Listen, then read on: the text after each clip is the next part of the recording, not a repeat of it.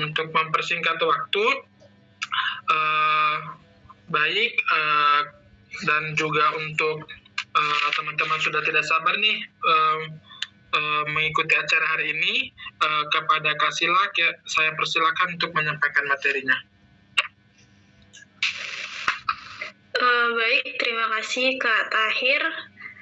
Saya izin sharing ya. Ya, silakan Kak Sila.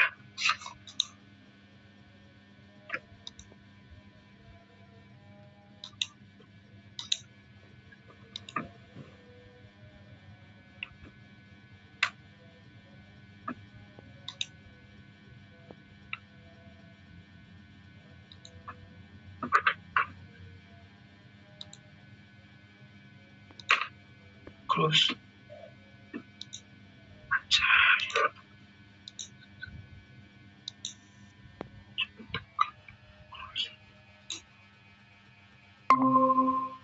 Apakah sudah muncul? Sudah Kak, sudah kelihatan. Oh ya, baik, terima kasih tadi dari Kak Tahir atas pembacaan CV-nya dan pembukaannya juga. Baik, sebelum kita memasuki cara penulisan CEO, mungkin di sini kenalan dulu mungkin ya. Mungkin dari tadi Kak Tahir memperkenalkan secara ini. Sekarang mungkin lebih akrabnya itu lebih baik saya juga memperkenalkan diri saya. Jadi perkenalkan, nama saya Nurwasilatus Soleha. Bisa dipanggil, teman-teman bisa panggil saya Sila. Wasila juga bisa, atau mungkin Soleha juga bisa, terserah. Terus sekarang saya blogger yang membahas tentang kimia dan juga lagi intern di Detikcom di kanal Detik Edu, khususnya di Detik Edu. Terus teman-teman bisa terhubung LinkedIn melalui akun saya, yaitu Nurwasilatus Soleha. Baik, langsung mulai aja ya. Mungkin di sini teman-teman pernah melakukan penelusuran Google, atau mungkin hari ini juga melakukan penelusuran Google terkait tentang informasi sesuatu. Misalnya kita mencari apa itu hilirisasi. Nanti pasti akan muncul berbagai website yang menjajal artikel-artikelnya. Nah, di website tersebut, di Google penelusuran tersebut, itu nanti terdapat kayak halaman 1, halaman 2, halaman 3, dan seterusnya. Nah, dari penelusuran Google ini kita bisa memanfaatkan untuk meningkatkan kunjungan pembaca ke website kita, ke artikel kita. Nah, gimana caranya? Nah, nanti kita akan bahas satu persatu. Mungkin kemarin katanya sudah pernah ada kelas pengenalan CEO. Jadi saya ulang kembali ingatan teman-teman semuanya. Jadi CEO itu, atau Search Engine Optimization, adalah teknik terbaru, algoritma terbaru untuk optimalisasi suatu website atau konten artikel kita dengan tujuan dimana untuk meningkatkan traffic pengunjung ke website atau konten artikel kita. Dan sebenarnya SEO ini tidak hanya dimanfaatkan di Google saja atau untuk artikel saja, tetapi juga dapat dimanfaatkan di berbagai sosial media seperti di Instagram, atau di TikTok misalnya, atau di YouTube misalnya, itu bisa dimanfaatkan. Tapi di kelas kali ini itu lebih khusus membahas tentang SEO artikel. Jadi apa sih manfaat SEO ini?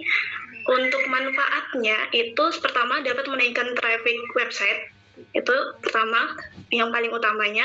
Terus yang kedua, meningkatkan kredibilitas dan popularitas website, dimana semakin banyak orang-orang berkunjung ke website kita, semakin banyak orang yang membaca artikel kita, maka sekaligus juga akan meningkatkan kredibilitas dan popularitas. Misalnya masih kurang dalam pembahasan tertentu, nanti waktu penulisan kita bisa menambah artikel tersebut, kita bisa menambah informasi dalam artikel kita.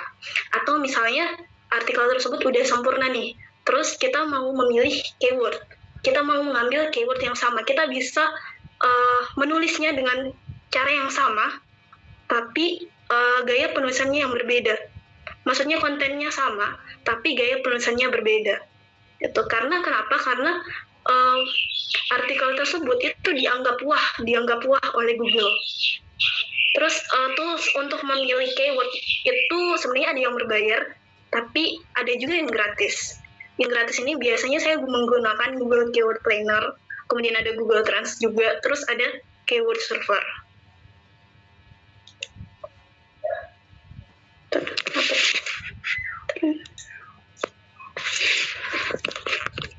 Misalnya, ini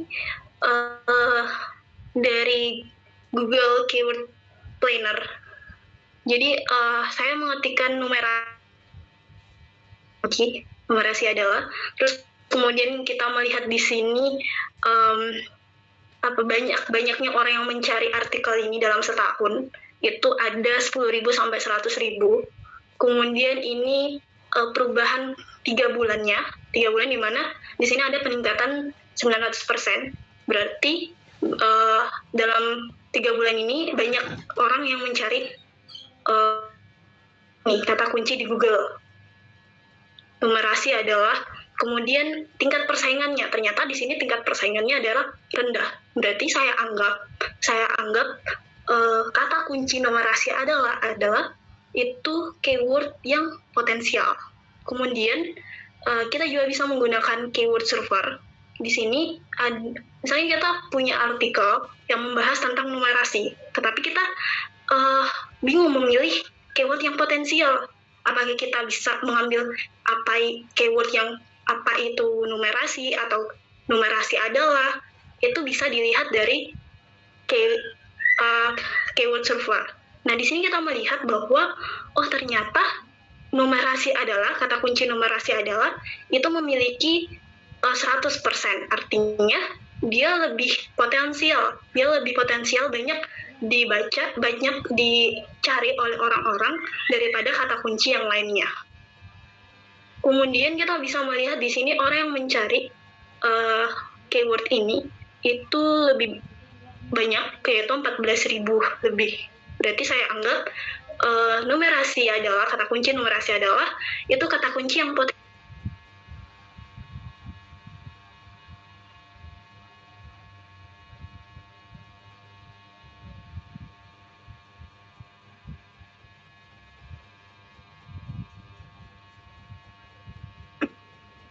Maaf Kak Sila, suaranya nggak ada.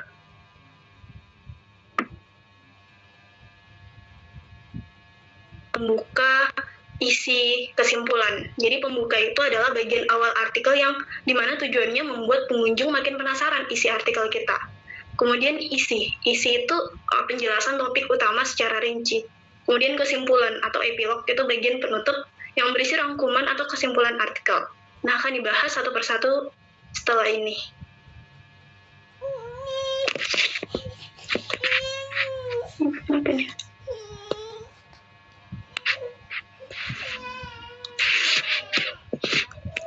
Nah, kalau misalnya pembuka itu biasanya bersifat membuat pembaca penasaran akan isi dari artikel kita. Kemudian bersifat relatable, terus biasanya memakai data atau fakta atau data, kemudian menunjukkan urgensi, kemudian memberikan solusi atau tambahan ajakan untuk membaca artikel. Ini adalah salah satu contoh pembuka yang pernah saya buat di Detikcom. Yang pertama ini, memasuki dunia perkuliahan sangat diperlukan. Itu adalah sesuatu yang biasa dilakukan oleh orang-orang yang SMA, yang lulus SMA, di mana dia memerlukan pemahaman untuk memilih jurusan yang tepat. Berarti fenomena yang akan dialami oleh target marketing kita. Target marketing kita adalah orang-orang yang SMA yang akan lulus, seperti itu. Kemudian di sebelah sini, di bawahnya ini, saya menambahkan data di mana orang-orang bahwa 87% mahasiswa di Indonesia salah jurusan. Saya menambahkan data atau fakta di sini. Kemudian di sebelah sini saya menambahkan urgensi. yaitu jurusan sangat menentukan jadi apa dan bagaimana kita nanti di masa depan. Kemudian selanjutnya saya juga memberikan solusi, yang mana kesemuanya ini adalah bersifat relatable atau sangat-sangat mengena bagi target marketing kita, seperti itu. Terus kemudian untuk memasukkan keyword, karena kita sudah memilih keyword yang potensial, misalnya kita sudah memilih, kita sudah punya nih, jadi kita bisa memasukkan keyword pada paragraf pertama. Paragraf pertama itu kebetulan di sini saya mengambil keyword memilih jurusan yang tepat. Jadi saya memasukkannya di paragraf pertama.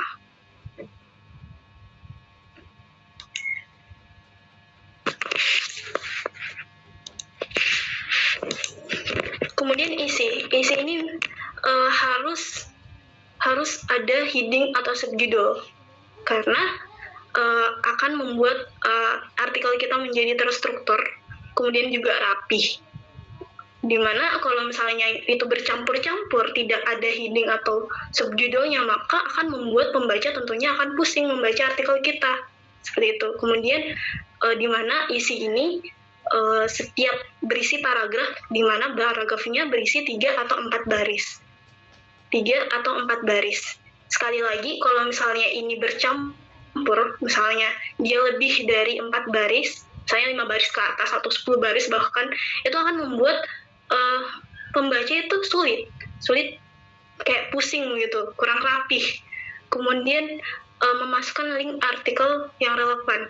Biasanya kalau kita melihat artikel itu ada baca juga, terus dia akan memasukkan artikel di website tersebut, artikelnya dimasukkan di dalam situ.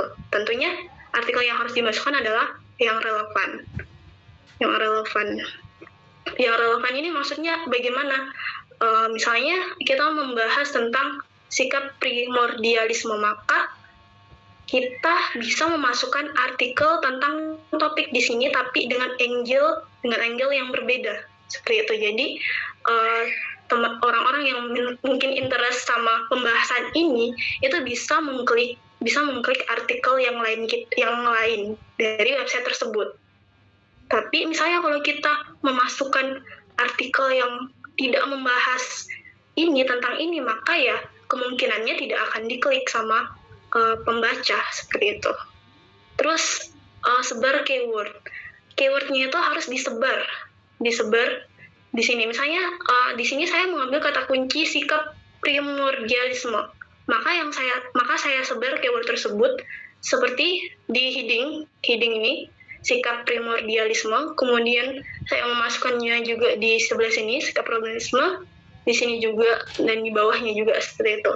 Dan untuk keywordnya itu disebar harus senatural mungkin.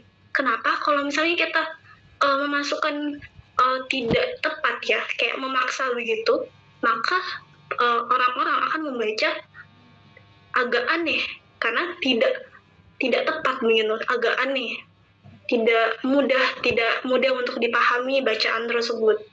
Jadi harus dimasukkan secara natural mungkin.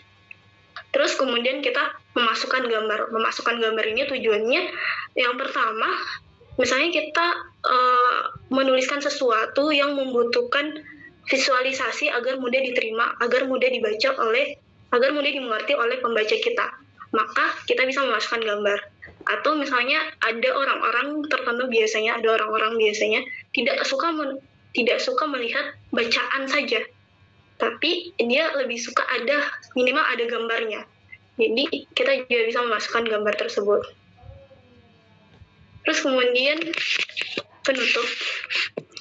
penutup ini itu kita bisa membuat kesimpulan isi artikel, kemudian bisa mendorong pembaca untuk membaca artikel yang lain yang relevan, mendorong pembaca untuk membaca artikel kita yang lainnya yang relevan tentunya, karena dia interest ke artikel yang dia baca itu.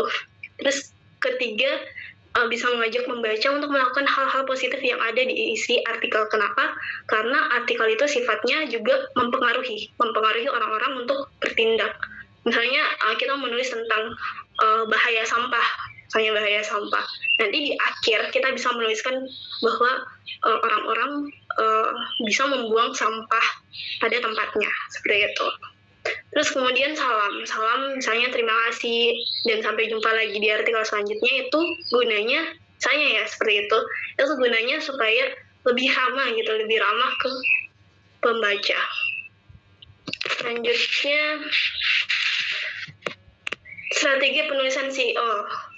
Jadi ada 4 elemen utama untuk mengoptimalkan artikel CEO, untuk bagaimana caranya agar artikel kita ini masuk ke teks 1. Kenapa harus teks 1? Karena misalnya kalau artikel kita masuk ke teks 9, ke 10 atau bahkan tidak tampil, maka tidak sulit untuk pengunjung datang. Misalnya kalau biasanya nih, kalau saya mencari sesuatu atau mungkin teman-teman juga, itu pastinya teks 1 itu sudah lengkap informasinya, terus ngapain saya masuk ke teks 9 atau ke 10? Betul tidak?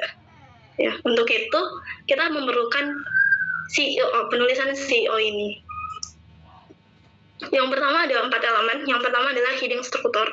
Heading struktur adalah struktur pada artikel yang terdiri dari judul dan subjudul yang digunakan. Yang seperti yang saya katakan sebelumnya tadi, bahwa mana tadi?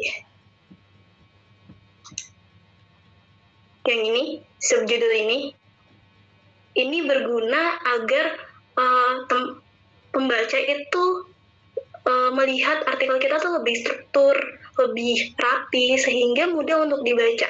Selain itu, kita juga bisa mengkonfigurasikan keyword ke dalam heading, supaya ketika nanti di pencarian, misalnya kita, ini cuma pengertian ya, penjelasan lengkap tentang sikap primordialisme, artikel ini penjelasan lengkap tentang sikap primordialisme, tapi misalnya kalau kita memasukkan atau mengkonfigurasikan keyword kita ke dalam heading ini, salah satunya, maka misalnya kita mencari faktor-faktor terjadinya sikap primordialisme, maka yang muncul akan ini, yang di luar dari penelusuran. Jadi sebelum klik itu ada kata-kata, sebelum kita ngeklik artikel itu biasanya ada kata-kata penjelasan dulu tentang hal-hal yang kita mau cari. Kemudian nanti akan muncul ini. Itu bisa jadi. Atau bisa jadi juga ada muncul meta deskripsi. Terus ada alt text. Alt text adalah teks tambahan atau teks alternatif yang digunakan pada sebuah media. Misalnya kita memasukkan gambar. Nah, di Google itu kan ada pencarian gambar juga. Nah, kita bisa memasukkan alt text. Alt text ini kayak gambaran atau penjelasan tentang gambar tersebut, sehingga mudah untuk Google penelusuran, gambar kita masuk ke Google penelusuran, seperti itu. Misalnya kita mencari gambar tertentu, terus yang muncul ternyata gambar dari artikel kita, gitu. Nah, caranya untuk membuat alt text ini, teks tambahan itu biasanya misalnya keyword kita adalah hilirisasi mungkin, maka kita bisa memakan kata kunci tersebut, hilirisasi, ke dalam gambar itu, atau kita juga bisa membuat penjelasan tentang gambar itu terus dihubungkan dengan artikel kita, terus menambahkan juga keyword, seperti itu. Kemudian ada link building juga. Link building atau backlink adalah ketika sebuah URL lain mencantumkan URL dari halaman artikel. Ini seperti misalnya influencer mengupload fotonya di media sosial dengan OOTD-nya misalnya, terus ada bajunya di situ, terus ngetag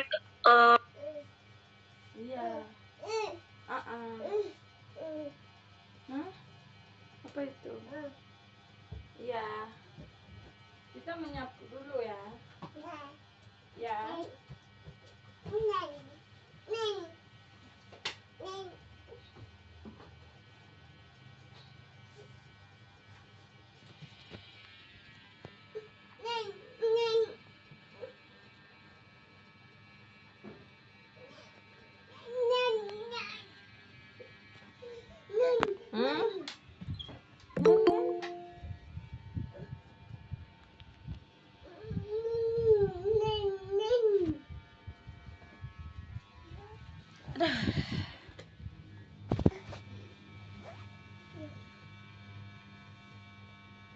sebelah ini ya. Kiri. Yang kiri ini. Ya? Tidak, yang sakit. Yang ini ya. Halo, Kasila. Yang ini. Nah, makasih. Ya begitu. Terima kasih anak baik. Aduh. Adalah menyesuaikan keyword dengan konten. Jadi teman-teman buatlah konten yang sesuai dengan keyword yang dipilih, yang diambil tadi, yang potensial tadi. Jadi ketika penulisan, konfigurasikan beberapa keyword ke dalam paragraf pertama, isi artikel, dan heading senatural mungkin. Senatural mungkin, jangan memaksa. Karena misalnya kalau kita menulis sesuatu, terus kita mengkonfigurasikan keyword, tapi tidak jelas untuk bacaannya, tidak agak aneh, maka Google pun tidak akan mengambil baris tersebut untuk dimasukkan atau diperlihatkan ketika penelusuran, ketika orang-orang mencari topik tersebut. Terus kemudian ada menyusun artikel. Jadi kita harus menyusun artikel itu dari minimum 500 sampai 2000-an kata. Jadi kalau misalnya kita kurang dari 500 kata membuat artikel 500 kata, maka artikel kita itu akan terkesan minim informasi. Sebenarnya ada informasi yang lebih lengkap lagi, tapi karena kata-kata di dalam atau informasi di dalam singkat, maka akan terlihat kayak minim informasi seperti itu, kurang jelas. Orang-orang akan lebih cepat keluar dari artikel kita, seperti itu. Misalnya, dan kalau misalnya 2000-an kata atau lebih dari 2000-an kata, kelebihan kata akan membuat pembaca bosan dan pusing melihat artikel kita. Jadi biasanya untuk menyusun artikel itu lebih baiknya kurang dari 500 sampai 2000-an kata. 500 sampai 2000-an kata.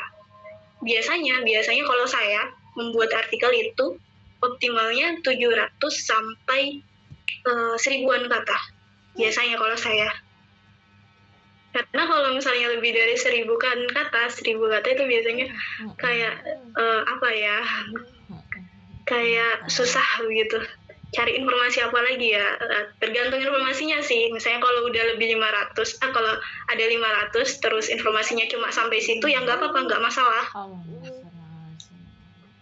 Terus yang ketiga adalah menulis meta deskripsi. Yang meta deskripsi ini adalah gambaran singkat isi artikel kita yang dibuat untuk orang-orang dapat mengklik artikel kita. Saya tadi mencari numerasi adalah terus muncul artikel ini misalnya, terus saya lihat numerasi adalah bla bla bla. Jadi di sini artikel ini lengkap pembahasannya, jadi saya klik lah. Nah, meta deskripsi ini yang 170 sampai 200 karakter itu, yang ini numerasi adalah kemampuan untuk itulah kurang jelas. Nah, ini 170 sampai 200 karakter. Nah, bagaimana cara pembuatannya? Cara pembuatannya yang tadi kita harus menulis 170 sampai 200 karakter, jangan melebihi atau jangan kurang, karena kekurangan ataupun kelebihan akan mempengaruhi skor dari CEO, indikator dari CEO. Jadi kemudian tambahkan teks berdasarkan keyword yang ada. Misalnya di sini adalah keyword yang digunakan adalah numerasi adalah, maka di sini yang saya tulis adalah numerasi adalah pengertian numerasi. Kemudian kita secara singkat jangan sampai melebihi 200 karakter. Kemudian kita juga misalnya numerasi adalah kemampuan untuk menerangkan konsep bilangan dan keterampilan berhitung. Berikut penjelasannya, atau kita kurang aktif, kurang rutin, maka dia tidak akan merekomendasikan artikel kita untuk tampil di Google, seperti itu. Kalau misalnya artikel kita tidak tampil, atau misalnya tampil di halaman misalnya 8, 9, 10, maka artikel kita akan kurang pengunjungnya, atau bahkan tidak sama sekali. Sebaliknya kalau misalnya artikel kita muncul di halaman pertama misalnya, terus direkomendasi di push lagi sama Google, maka artikel kita makin banyak pengunjungnya, seperti ini ya. Mana tadi? Ini artikel Gramedia, ini yang paling atas sekali. Itu Google menganggap bahwa konten dari Gramedia ini, artikel dari Gramedia ini berkualitas. Google menganggap seperti itu. Jadinya dia akan tampil di halaman pertama yang paling atas sekali, kemudian akan dapat meningkatkan pengunjung, karena yang paling pertama, yang paling mudah pengunjung lihat, yang paling mudah untuk didapatkan. Apalagi misalnya halaman pertama saja informasinya sudah lengkap, ya ngapain kita pergi ke halaman 9, 10 atau ke dalamnya lagi, seperti itu.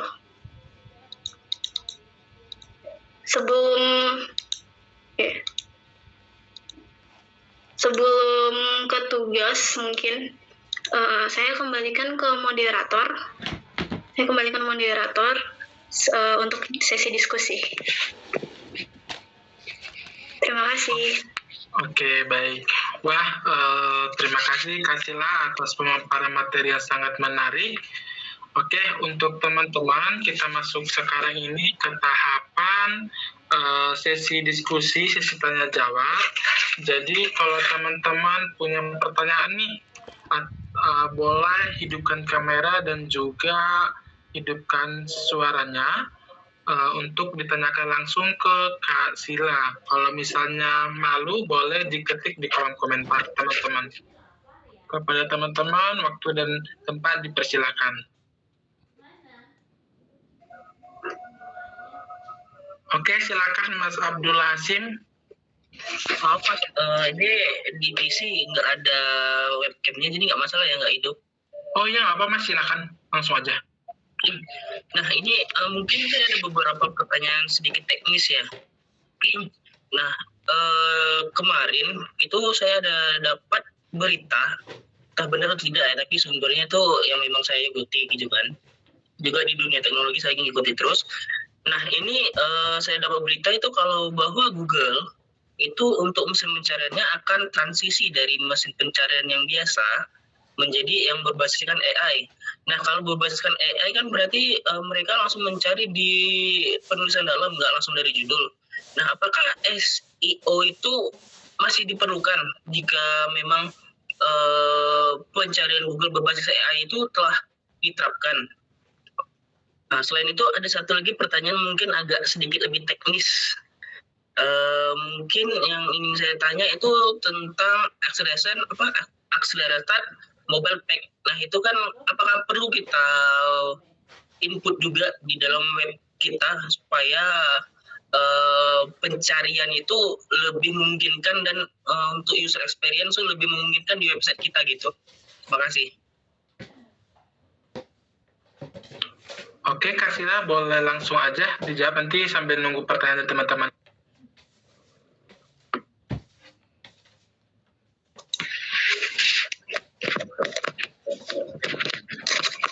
Oke, baik, terima kasih. Yang pertama tadi berbasis AI ya.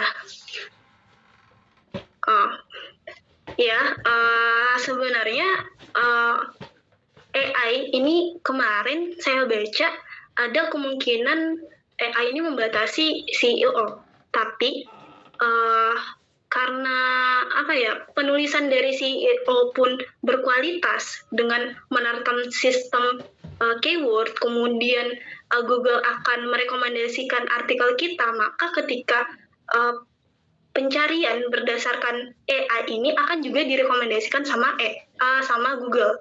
Itu yang pernah saya baca. Namun kalau misalnya dalam hal implementasinya kita belum tahu algoritmanya seperti apa.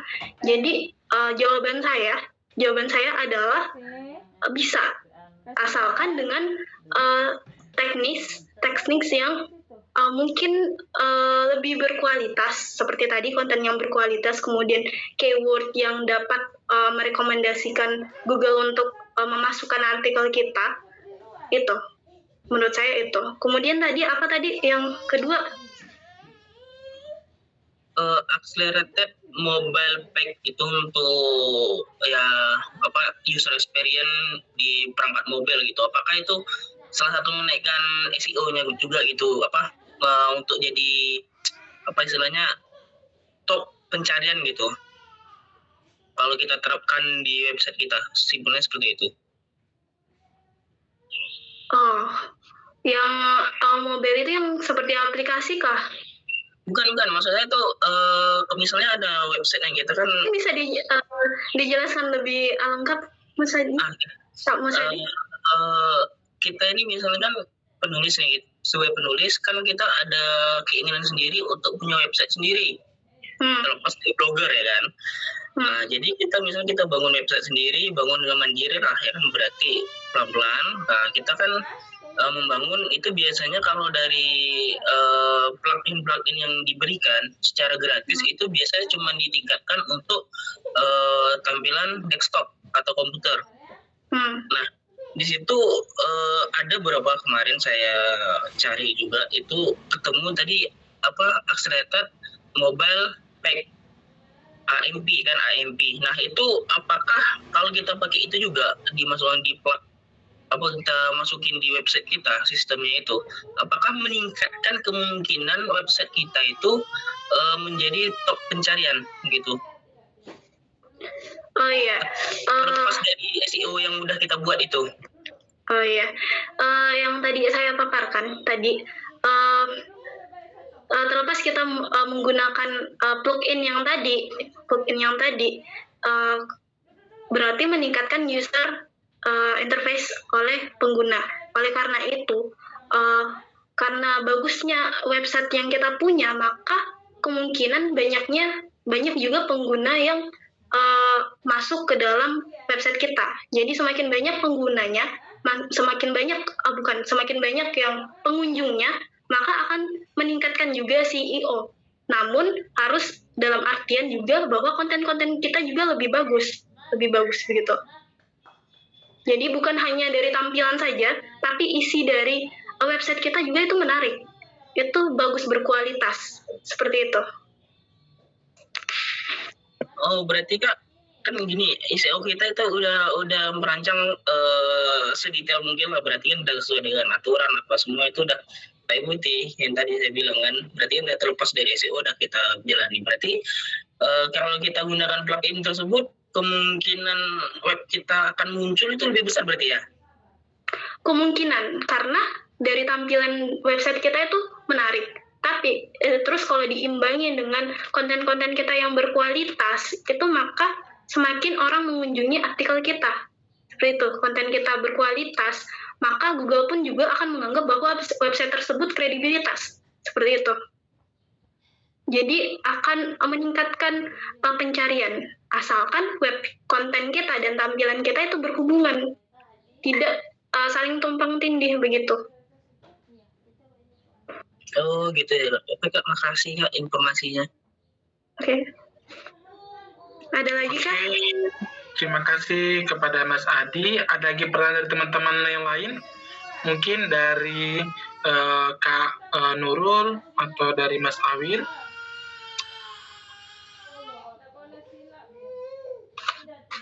Oke, kalau tidak ada, sambil menunggu, ini Kak Sila, saya punya pertanyaan nih. Selama Kak Sila menulis nih, apa sih kendala yang Kakak hadapi ketika melakukan penulisan dengan SEO Kak? Kendalanya, terus bagaimana Kakak cara menghadapinya?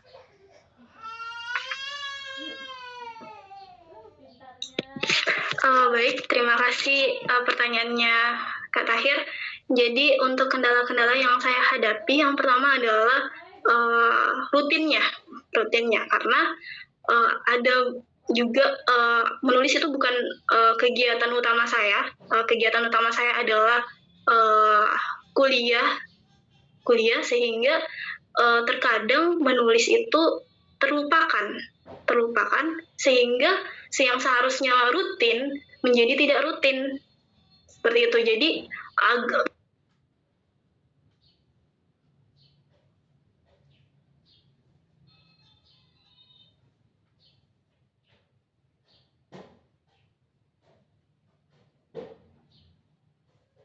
karena tidak rutin, jadi peringkatnya misalnya jadi jeplang gitu, ke bawah sekali, ke peringkat 89 misalnya, seperti itu.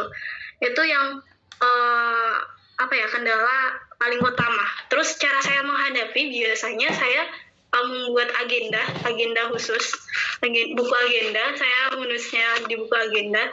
Terus saya merancang ide-idenya, ide apa saja yang bisa saya tulis, dengan keyword apa saja yang bisa saya tulis. Kemudian saya bikin dalam satu artikel, misalnya dalam satu hari saya ada free satu hari itu, kemudian saya bikin beberapa artikel, kemudian artikel tersebut saya publish di waktu-waktu tertentu, misalnya besok artikel A misalnya, terus besoknya lagi artikel B misalnya, seperti itu. Kemudian kendala yang saya hadapi lagi itu mencari ide, karena pembahasan saya, tema saya adalah tentang kimia, dan mungkin pengetahuan saya lebih sempit, misalnya agak sedikit sempit, jadinya saya kesulitan untuk mencari ide tersebut, sehingga kayak susah untuk menulis, tidak upload tulisan di artikel tersebut. Jadi untuk kayak saran seperti itu, ada baiknya untuk kalau mau membuat blogger itu kita membahas sesuatu yang sudah memang kita pahami, dari awal. Misalnya, kimia itu dari A sampai banyaknya itu kita paham. Jadi kita lebih luas dalam menulis, lebih banyak lagi ide-ide yang bisa kita tulis, seperti itu. Untuk cara menghadapinya, saya masih tantangan saat ini masih seperti itu ya, Kak Tahir. Jadi masih belum terjawab. Jadi mungkin solusinya adalah saya masih perlu banyak belajar lagi. Untuk bagaimana caranya saya bisa ide saya tentang menulis kimia ini banyak. Saya perlu banyak membaca lagi supaya keyword yang saya buat untuk artikel itu tidak kehabisan, seperti itu. Kemudian kendala selanjutnya itu terletak dari kemampuan untuk membuat website. Karena jujur saya membuat website itu berdasarkan otodidak jadinya, karena saya basicnya bukan teknologi, saya dari kimia, mohon maaf. Jadi dalam membuat website itu saya masih agak kekurangan, misalnya kayak tools-toolsnya itu seharusnya menggunakan ini, tetapi saya tidak menggunakannya, misalnya seperti itu. Jadi mengurangi Google dalam merekomendasi artikel saya, seperti itu. Itu aja Kak Tahir. Wah, terima kasih Kak Sila untuk jawabannya. Berarti untuk kendalanya itu yang paling utama itu dari diri sendiri Kak ya. Oke. Teman-teman. Oke, teman-teman ada punya pertanyaan lagi? Terakhir mas, ini ya silakan Mas Adi, silakan. Ke tim si Gupai Membaco nih, ini di rumah kan ada beberapa buku yang saya rasa nggak saya baca lagi lah ya kan, mungkin udah lama nggak saya baca. Jadi kira-kira untuk donasinya tuh kayak mana ya? Mungkin buku tuh bisa lebih berguna sama untuk teman-teman yang lain gitu. Biasanya karena saya di Ditikom itu kita dituntut untuk menulis artikel, mempunyai target. Jadi dalam satu hari itu kita bisa membuat artikel 5 artikel atau bisa juga saya pernah sampai 6 artikel. 6 artikel dalam sehari. Untuk satu artikelnya sendiri itu biasanya saya membuatnya dalam 1 atau 2 jam. Seperti itu. Kalau untuk sumber informasinya dari mana Kak biasa Kak dapatkan? Dari internet kah atau langsung ke lapangan gitu? Kalau misalnya dari Detik.com itu kan lebih banyak ke berita ya gitu. Detikcom itu punya kanal-kanalnya, bukan cuma berita sebenarnya. Itu saya tepatnya berada di kanal Detik Edu. Jadi saya membahas tentang artikel-artikel tentang materi-materi yang ada di sekolahan atau materi-materi yang ada di perkuliahan. Itu berbagai macam materi. Sehingga untuk sumber-sumbernya sendiri, saya mengambil sumber dari buku, juga terkadang saya mengambil artikel dari misalnya dari Kemdikbud atau dari situs-situs yang pasti mempunyai kredibilitas, maksudnya kayak Kemdikbud, terus kemudian dari kementerian-kementerian seperti itu. Kemudian saya juga bisa mengambil artikel dari kayak situs-situs dari organisasi yang ada yang di internasional seperti itu. Oke, baik Kak, ini Kak pertanyaan terakhir nih. Sorry ya kasih ke banyak pertanyaan. Nih Kak, boleh. Kakak nih untuk saat ini kan dengan maraknya nih penulis-penulis blogger gitu. Menurut Kakak potensial nggak sih untuk menjadi seorang blogger untuk saat ini? Potensial sekali. Masih berpotensial nggak kira-kira? Banyak duit.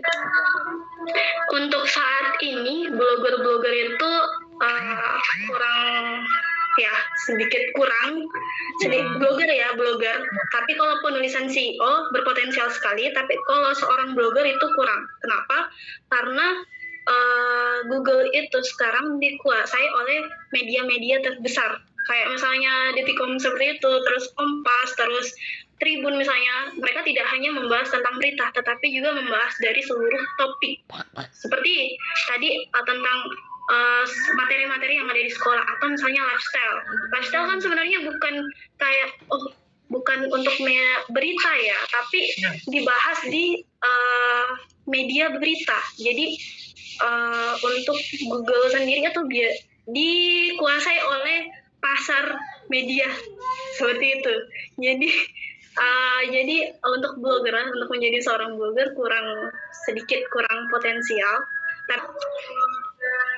Sudah terlihat.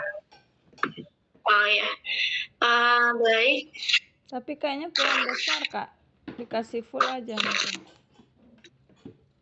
Bentar ya. Cung.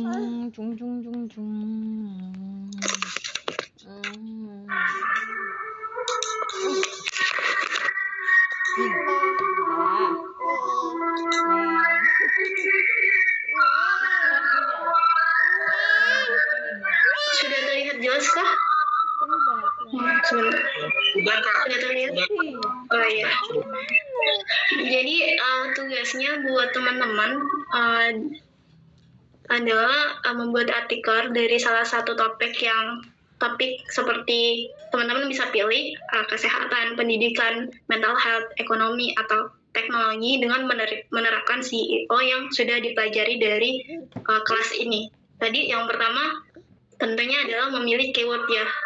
Terus keyword itu apakah potensial atau tidak. Kemudian mulai menulis artikel. Seperti itu. Terus untuk kata-katanya, tentunya jumlah katanya itu tergantung di kelas tadi berapa? 500 sampai 2.000 kata. Jadi ya betul. Terima kasih Kak Tahir. Jadi ada 500 sampai 2.000 kata sehingga teman-teman bisa buat bebas. Teman-teman mau ngambil 500 mungkin bisa, nggak apa-apa, nggak masalah. Atau lebih dari 500 tidak apa-apa, nggak masalah juga. Terus silahkan teman-teman kalau selesai dari kelas ini, silahkan teman-teman menulis. kemudian bisa kirim ke si Gulpai Membaca dulu. Si Gulpai Membaca dulu kirim ke si Gulpai Membaca. Terus dari si Gulpai nanti